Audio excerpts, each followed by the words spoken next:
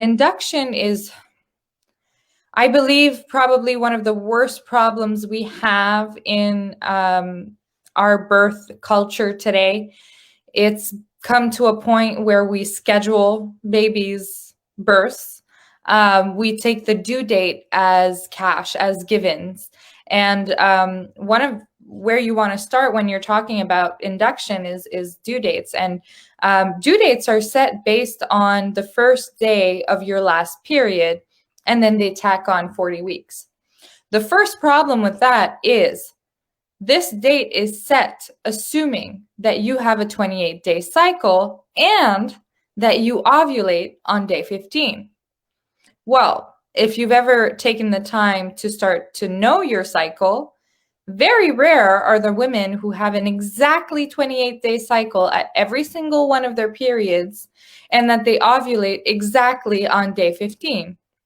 Most of us have a little bit of variance in our cycles, and a cycle can be anywhere between like 26 days to 38 or even 42 days and be perfectly normal. And beyond that, even if you do have a 28-day cycle, there's no guarantee that you're ovulating on day 15. Perhaps you ovulate on day 10. You can ovulate as early as day 8. I have seen women ovulate during the end of their periods. So if you actually ovulated on day 10 of your cycle, and your cycle was not 28 days, but perhaps your cycles are more like 30 days, well, your due date could be off by almost 2 weeks, which means if you are supposed to give birth on September 15th, in reality, your due date might actually be September 30th.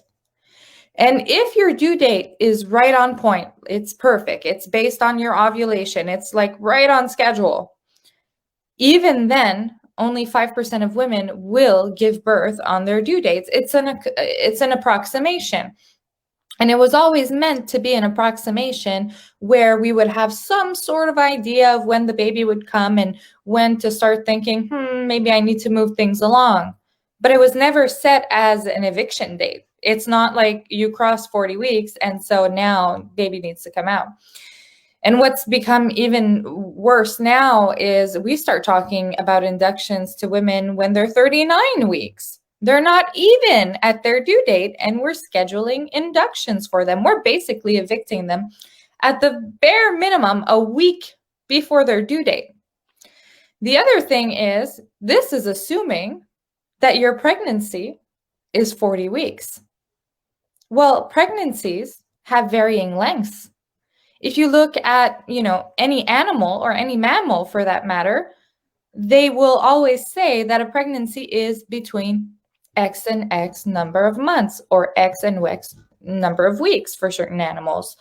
So within humans, where we have such a high variety of diversity of people from different cultural and ethnic backgrounds and racial differences, well, our due dates, our pregnancy length can vary considerably.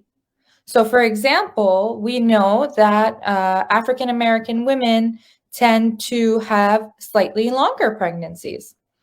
Asian women tend to have shorter pregnancies.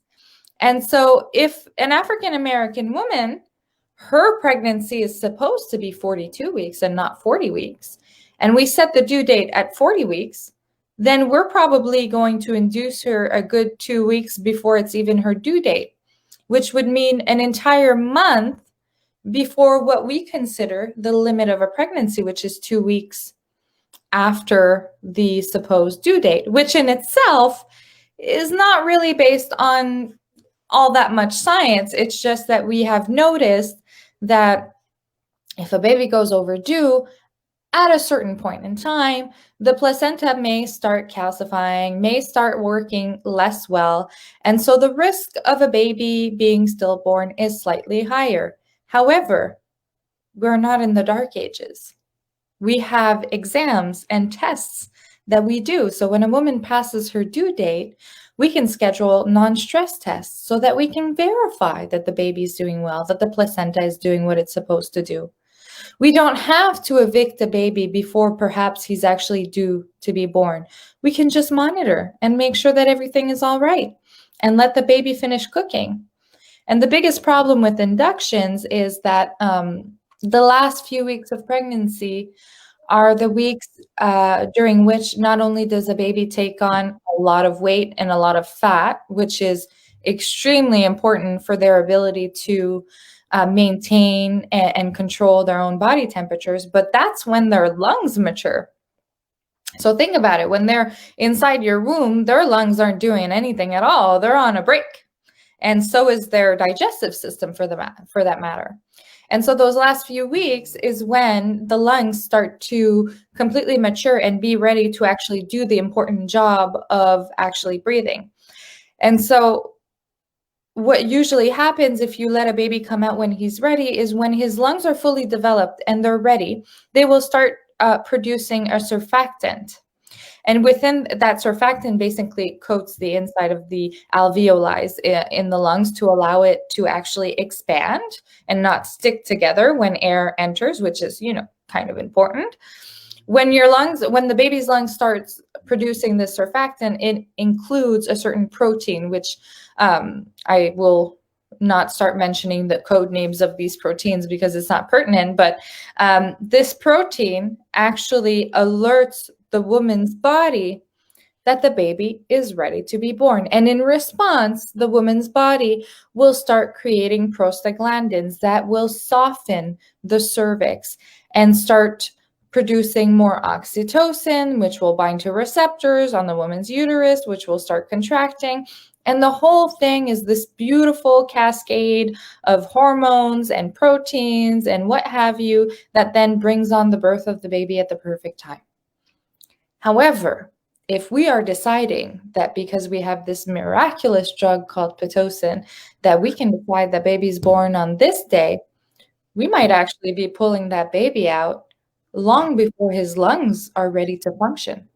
And so what we end up seeing is, oh, well, thank God I was induced, because when my baby came out, he wasn't able to breathe and he had to be put into the NICU and his digestive system didn't work either. So he had to be put on an NG tube, and God only knows what would have happened if my baby had stayed in just 3 more days. Well, perhaps your baby's lungs would have finished, maturing, and perhaps his digestive system would have finished maturing, and all this would have been avoided, because in reality, what happened is the baby was born premature.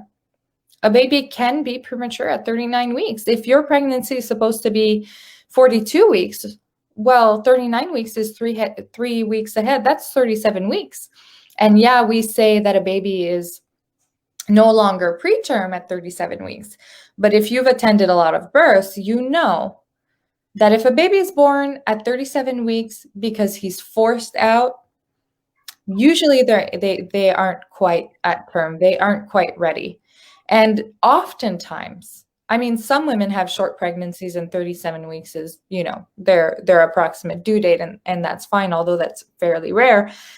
But usually what we tend to notice, especially in a first-time mom, a baby is born on its own at 37 weeks, it's usually because there's something wrong.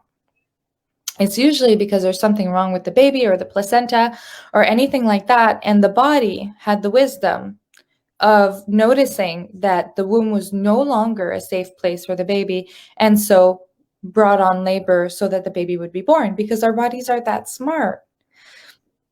Our bodies are often able to notice when there's something wrong and to say, okay, baby needs to come out. He's going to do better, outside. And so we need to push for the baby to be born.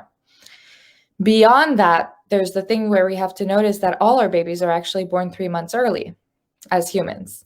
Because if you look at babies in any different, animal, within a few weeks, within a few days, within a few hours, the babies are walking, they're running, they can actually bring themselves to food or their mother's nipples, etc. Our babies, on the other hand, aren't able to do much when they're born. And one of the reasons that have been advanced as to why is we have a very developed neocortex, and so the portion of the brain that's responsible for rational thinking, language, as well as social interactions. And this has caused us to have big heads. And so in order to prevent difficulties in childbirth, we postulate that our babies are born about 3 months before they should actually be born, so that we can actually birth them without any trouble. So if your babies are already technically 3 months premature, and then you go and tack on 3 weeks, 2 weeks of prematurity, it's not great. The other thing is, especially with first-time moms, I see Carly post this all the time in the mom groups. A first-time mom is approaching 40 weeks and her doctor's already talking about inductions. And here's the thing. Your average first-time mom, on average, which means the norm, which means most first-time moms, will go to 41 weeks and 6 days. 41 weeks and 6 days. Oh, it's 6? I thought it was 3. You might be right. It might be 3 days. I think depending on where you look, it's 3 days or 6 days, but it's 41 weeks and 2 days, right? We've seen the averages with the inductions too. Exactly. And so we're basically telling first-time moms, oh, well, goodness sake, your baby isn't born at 40 weeks. Something's wrong with your body. You're not functioning right. I mean, we need to pull that baby out. Well, no, actually, she's a first-time mom. Her body needs a little bit more time to actually get there, and perhaps we should give her more time. So that's, the science, if you will, surrounding the due dates. But then beyond that, as you've probably seen Carly discuss, is all the complications that occur with being induced. So Pitocin is actually a synthetic drug which imitates the action of oxytocin. And oxytocin is a natural hormone that we release when we have an orgasm, when we cuddle our children, when we are in any type of loving situation. It's basically the love hormone, and it's magical. And it is responsible for the contractions of our uterus.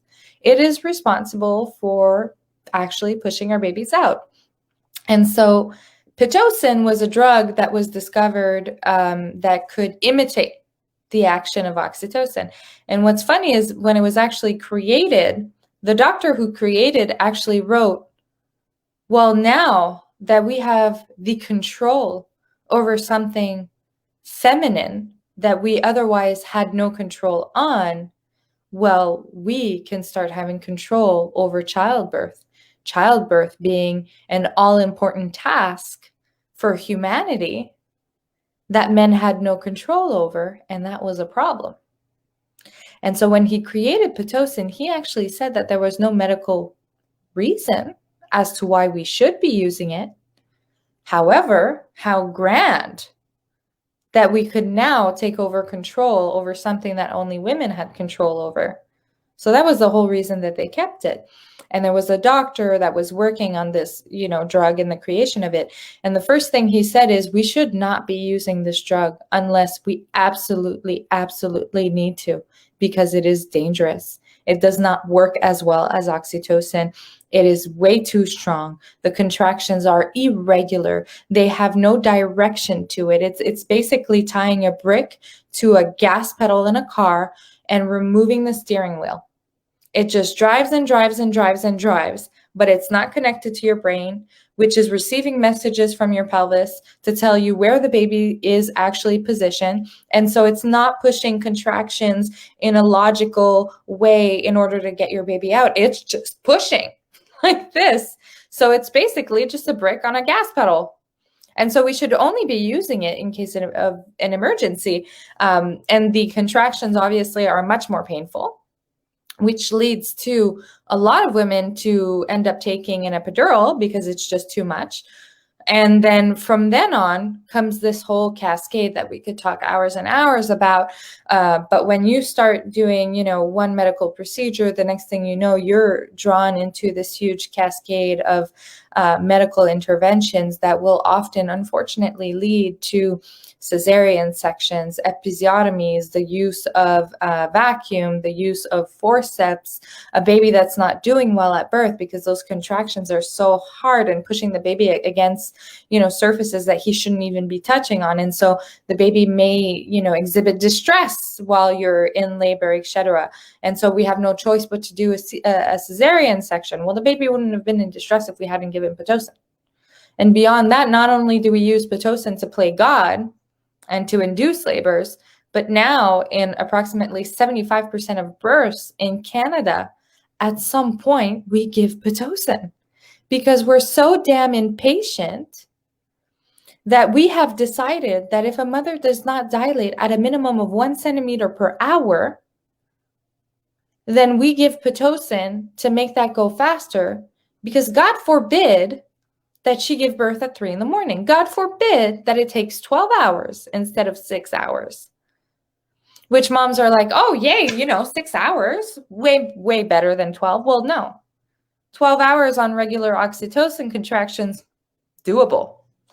6 hours on Pitocin contractions, not so great. It's a lot stronger. It's a lot more painful. It's a lot more intense. You go from 0 to like 100 in no time. You have no time to adjust. There are no breaks, because in natural labor, when at certain points in your labor, especially when you actually hit 10 centimeters, there's usually a break to allow you to rest before the next part of your labor. Whereas with Pitocin, as soon as your contractions start slowing down, they just ramp up. They just ramp up the dose to make sure you don't have a chance to actually rest. So that's a little bit of my my spiel about inductions. Thank you so much, Sam. And I actually did not know that the reason that Pitocin was invented was specifically to control women. I mean, I always had that feeling, and I thought about that even when I was reading Millie Hill's book, Give Birth Like a Feminist, but that didn't actually click in until you said it. And I'm like, yeah, you're right. That's exactly why they did that. I think, if I remember well, it was actually discovered by accident.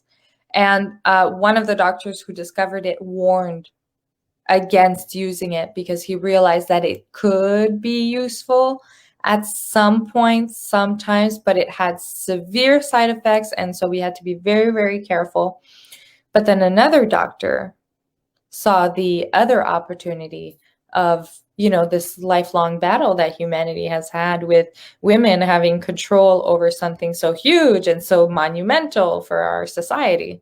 Oh, yes. God forbid women actually have power over ourselves, right? I mean, how can we leave such an important task to women? Oh, I don't know. I mean, our silly little brains can't possibly handle it. I know.